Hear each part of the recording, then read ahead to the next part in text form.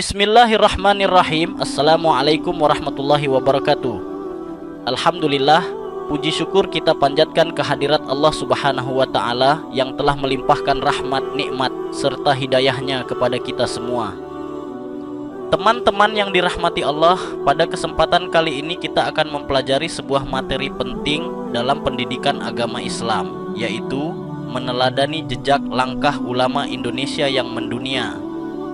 Semoga dengan mempelajari kisah para ulama besar Indonesia, kita bisa mengambil teladan dari perjuangan, ilmu, dan akhlak mulia mereka untuk kita terapkan dalam kehidupan sehari-hari. Sebelum menyimak video, marilah kita membaca Quran Surat Yusuf ayat 111. لقد كان في قصصهم عبرة لأولي الألباب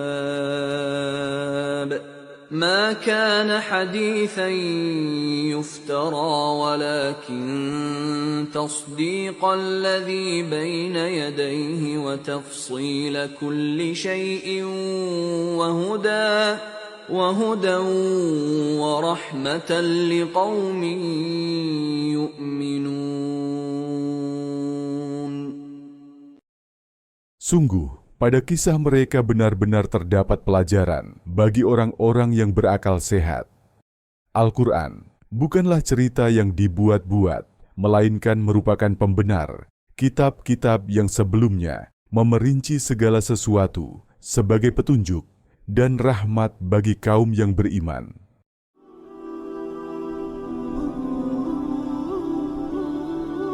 Ulama Indonesia untuk dunia. Yang pertama ada Imam Nawawi Al-Bantani. Beliau lahir di Tanara, Banten pada tahun 1815. Sejak muda, Imam Nawawi belajar di Tanah Suci hingga akhirnya menjadi imam di Masjidil Haram dan mengajar banyak murid di Makkah dan Madinah. Karya tulisnya sangat banyak, mencapai lebih dari 100 kitab yang membahas fiqh, tasawuf, tafsir, hingga hadis.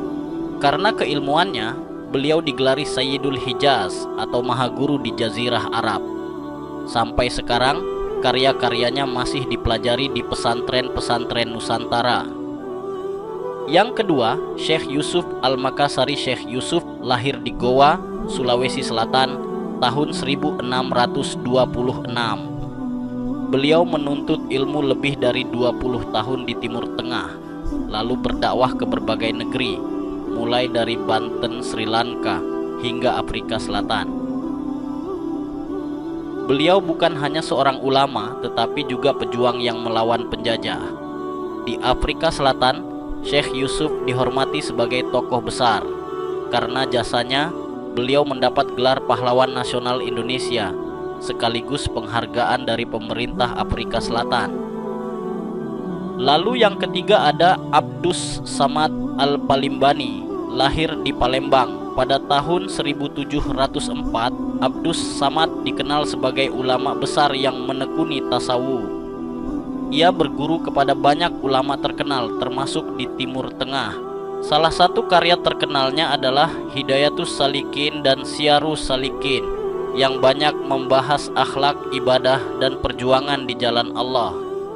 Beliau juga menulis tentang semangat jihad melawan penjajah, sehingga menjadi panutan bagi umat Islam Nusantara. Yang keempat ada Nuruddin Ar-Raniri. Nuruddin berasal dari Gujarat, India, dan datang ke Aceh sekitar tahun 1637. Di sana beliau menjadi penasehat sultan dan menulis banyak karya, yang salah satunya Bustanus Salatin, sebuah kitab sejarah besar yang masih dikenal hingga kini.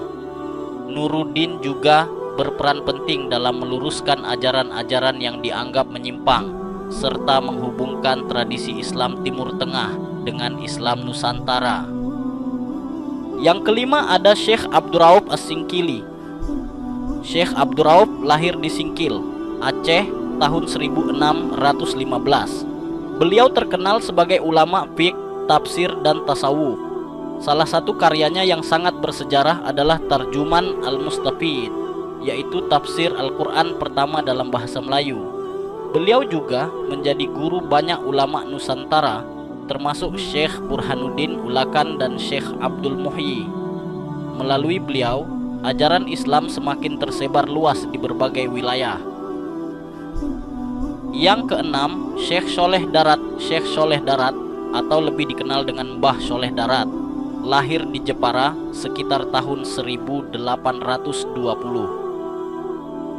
Beliau banyak belajar kepada ulama Nusantara dan juga di Makkah. Salah satu jasanya yang besar adalah menulis tafsir Al-Quran dalam bahasa Jawa, sehingga masyarakat bisa lebih mudah memahami ajaran Islam. Beliau juga guru dari tokoh-tokoh besar seperti KH Hashim Asy'ari, KH Ahmad Dahlan, dan Radwala Kartini. Bahkan dari beliaulah Kartini memahami keindahan Islam secara lebih mendalam. Dan yang terakhir, ketujuh, ada Hamzah Fansuri. Hamzah Fansuri adalah ulama sekaligus sastrawan besar dari Barus, Sumatera Utara. Ia fasih banyak bahasa dan terkenal dengan syair-syair sufistiknya yang indah, seperti syair perahu dan syair dagang. Melalui karya sastranya, Hamzah menyebarkan nilai-nilai Islam dengan bahasa yang puitis dan menyentuh hati. Beliau dianggap sebagai pelopor sastra Sufi Melayu, dan karyanya masih dikenal hingga kini. Demikianlah pembahasan kita tentang meneladani jejak ulama Indonesia yang mendunia. Dari para ulama tersebut, kita belajar tentang semangat menuntut ilmu, perjuangan dakwah, serta karya yang bermanfaat bagi umat dan bangsa. Semoga kita semua bisa meneladani jejak mereka dalam kehidupan sehari-hari. Materi ini disusun oleh kelompok kami, yaitu Tiffany Fauzia, Siti Nuri, Nursalina Fajar, Hermawan, Riko Dwi, Alvano. Terima kasih atas perhatian teman-teman semua. Wassalamualaikum warahmatullahi wabarakatuh.